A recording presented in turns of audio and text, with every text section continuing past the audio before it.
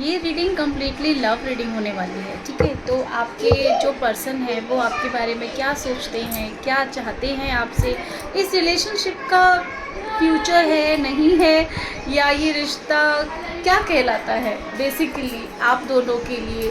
तो आइए देखते हैं, इस रीडिंग को हम स्टार्ट करते हैं। सबसे पहले देखते हैं कि आपकी अभी करंट एनर्जीज़ क्या चल रही हैं और आपके पर्सन की करंट एनर्जीज़ क्या चल रही हैं, एंड देन देखेंगे क्या नेक्स्ट एक्शन होने वाला है आपके पर्सन का आपके लिए।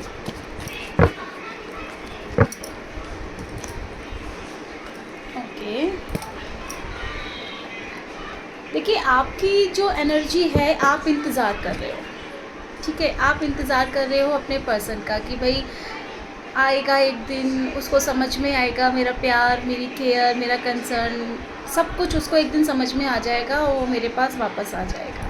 आप अभी इस एनर्जी में बैठे हुए हो, वेटिंग की एनर्जी में हो आप। लेकिन आपके जो पार्टनर हैं वो ये सारी चीज़ें ख़त्म उनके हिसाब से हो चुकी हैं, वो सारी चीज़ें ख़त्म करने की कोशिश कर रहे हैं। कुछ तो ऐसा है जो वो एंड करने की कोशिश कर रहे हैं। अब ये हो सकता है कि उनके अंदर का जो एक डर है, आपको खोने का डर है, या फिर कोई भी किसी भी सिचुएशन से रिलेटेड डर हो सकता है।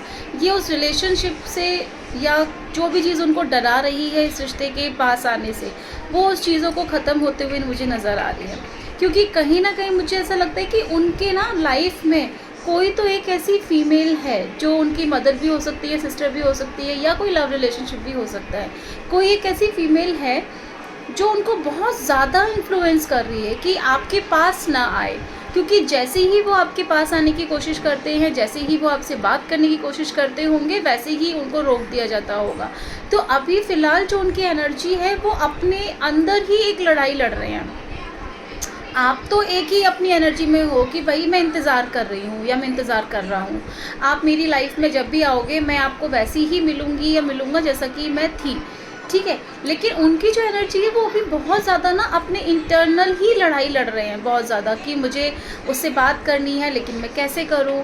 फिर जैसे ही थोड़ी सी हिम्मत होती है आपसे बात करने के लिए, वैसे ही कोई ना कोई आ जाता है कि अच्छा इसने ये, इसने वो, मतलब फिर से उसको इन्फ्लुएंस करना, तो फिर से वो अपने पैर पीछे खींच लेते हैं। तो अभी उनकी एनर्जी तो मुझे बहुत ज़्यादा अभी मिसमैच लग रही है, कभी कुछ कभी कुछ कभी कुछ।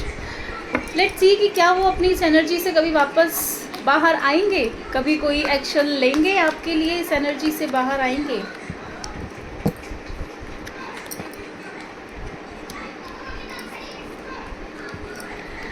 देखिए वो इस एनर्जी से बाहर आना चाहते हैं, ठीक है। जैसे हमने देखा कि कोई है, अगेन वही चीज़ आई है, अगेन सेम चीज़ आई है। वो अपने इस डर से या इस थर्ड पार्टी सिचुएशन से बाहर आना चाहते हैं लेकिन आ नहीं पा रहे हैं, ठीक है। आपसे बात करना चाहते हैं, आपके साथ में एक नए रिश्ते की शुरुआत करना चाहते हैं। और ये रीडिंग आई थिंक मुझे लगता है ये उन लोगों के साथ रेजोनेट होगी जो लोग अभी नो कॉन्टैक्ट सिचुएशन में हैं, या जो लोग सेपरेशन में हैं, या जिनकी लाइफ में कोई थर्ड पार्टी सिचुएशन चल रही है। और अगर अभी तक ये रीडिंग आपके साथ रेजोनेट हो रही है तो प्लीज़ आप इसको सब्सक्राइब करना बिल्कुल भी मत भूलिएगा और रीडिंग को शेयर कर दीजिएगा।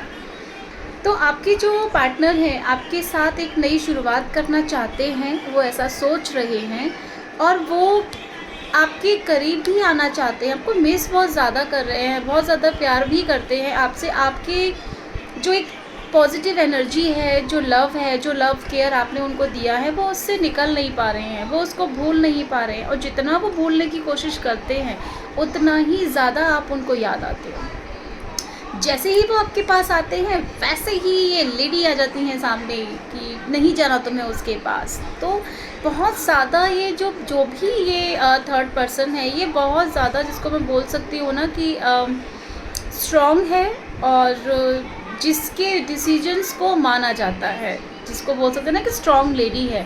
ये कोई एक ऐसी स्ट्रॉन्ग लेडी है जिनके डिसीजन को माना जा सकता है, जिसके डिसीजन को आप मना नहीं कर सकते, जो कंट्रोलिंग है बेसिकली, जो कंट्रोल करता है। तो अभी तक आपके जो पार्टनर थे वो आपको शायद कंट्रोल कर रहे थे, सिचुएशन वो कंट्रोल करते थे। लेकिन अभी फ़िलहाल जो उनकी कंडीशन है ना, अभी वो खुद किसी के कंट्रोल में है, अभी वो खुद अपनी मर्ज़ी से कुछ भी नहीं कर सकते, वो खुद ही अभी वो खुद ही किसी और के कंट्रोल में है, तो ना चाहते हुए भी वो अभी आपसे दूर हैं, ना चाहते हुए भी वो अभी आपके पास नहीं आ सकते, आपसे बात नहीं कर सकते हैं, just because of this third person.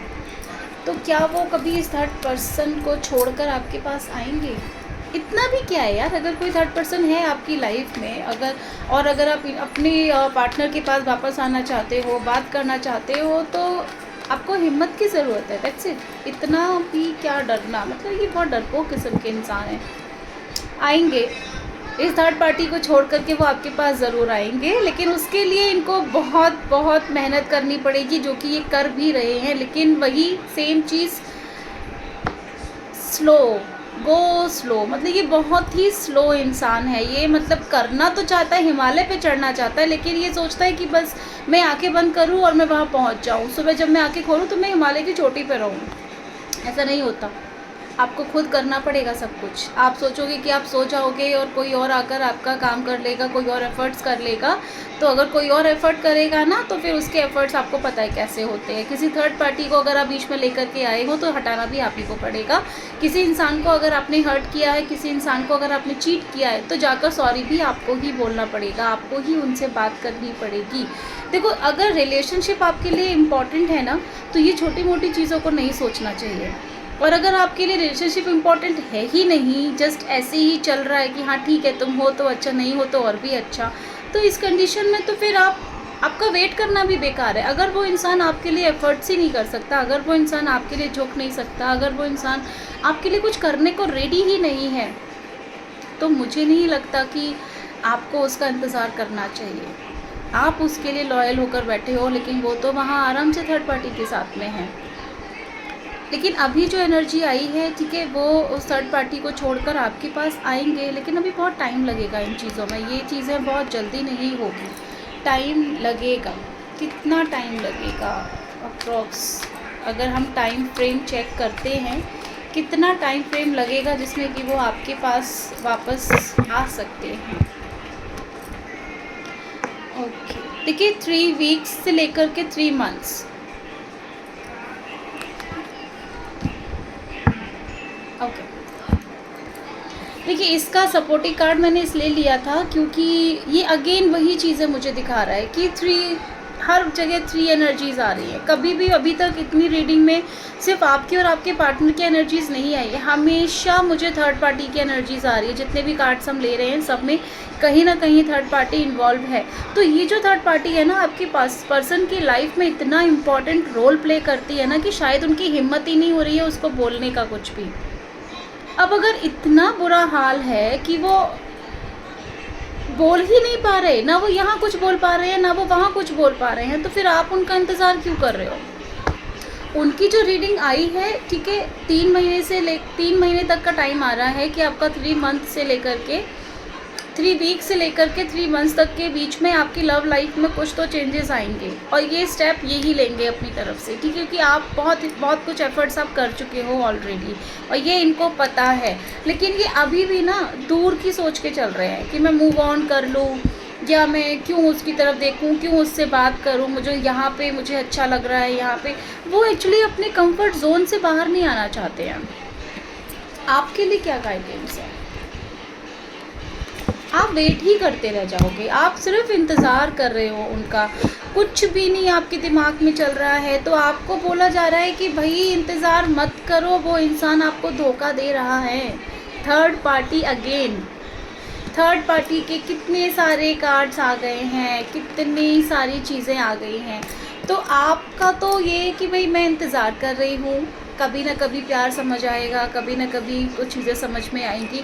Universe आपको बार बार बोल रहे हैं कि स्टॉप वेटिंग, इंतज़ार मत करिए। जिसको आना होगा ना, वो अभी तक आ चुका होता।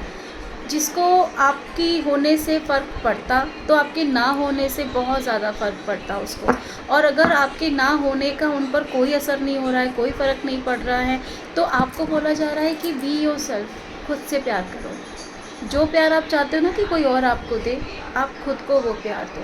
आप खुद से प्यार करो, आप खुद की पसंद नापसंद पे ध्यान दो, खुद को खुश रखो, खुद को बिज़ी रखो, किसी का इंतज़ार करने की आपको कोई ज़रूरत नहीं है। आपने अपनी लाइफ ना बिल्कुल बंद कर ली है कि मुझे सिर्फ वही इंसान दिखता है, मुझे सिर्फ वही चीज़ दिखती है, मेरे को लाइफ में सिर्फ वही चीज़ चाहिए। तो आपको बोला जा रहा है मूव ऑन। अगर उनको आना होगा तो वो आएंगे, उनको नहीं आना होगा तो वो नहीं आएंगे। स्टॉप वेटिंग और अपनी स्ट्रेंथ को पहचानो। अपनी स्ट्रेंथ को पहचानो कि आपके अंदर भी स्ट्रेंथ है, आपके अंदर भी कैपेबिलिटी है कि आप खुश हो सकते हो, जो आप खुश रहना भूल चुके हो। देखो यहाँ पे मुझे क्लियरली दिख रहा है कि आप उनके साथ ना एक नई शुरुआत करने के लिए रेडी हो। आपको लग रहा है कि बस वो इंसान एक बार आके मुझसे बात कर ले, लेकिन अगर वो आपके पास वापस आएंगे भी ना तो भी वो पूरे सच्चाई के साथ वापस नहीं आएंगे। बहुत सारी चीज़ें ऐसी हैं जो वो आपसे छुपाएंगे या छुपाई हुई है उन्होंने अभी तक, और शायद इसीलिए वो आपके पास अब वापस नहीं आ रहे हैं, क्योंकि उनको ये डर लग रहा है कि कहीं जो भी कांड उन्होंने किए हैं, जो भी चीज़ें उन्होंने छुपाई हैं, कहीं वो सारी चीज़ें अगर आपके सामने आ गई फिर आप कैसे रिएक्ट करोगे। तो बहुत सारी चीज़ें ऐसी हैं जो आपको नहीं पता कि वो पर्सन आपसे क्या छुपा रहा है, क्या कर रहा है। तो बेटर रहेगा कि अगर आप मूव ऑन नहीं करना चाहते मत करिए, लेकिन आप वेट भी मत करो। आप अपने करियर पे ध्यान दो, अपनी चीज़ों पे ध्यान दो, सिचुएशन पे ध्यान दो, ठीक है। आप वेट मत करिए। उनको जब आना होगा आ जाएंगे, उनको जब रियलाइज़ होगा, आपकी वैल्यू रियलाइज़ होगी, आपकी कमी उनको महसूस होगी तो वो आ जाएंगे, और अगर नहीं महसूस होगी तो वो नहीं आएंगे। तो आप वेट मत करिए। यूनिवर्स की तरफ से वही मैसेज है कि प्लीज़ आप वेट मत करो, अपने ऊपर ध्यान रखो। और अगर आपको मेरी ये रीडिंग ज़रा सी भी आपके साथ रेजोनेट होती है देन प्लीज़ सब्सक्राइब करना बिल्कुल भी मत भूलिएगा। And thank you so much.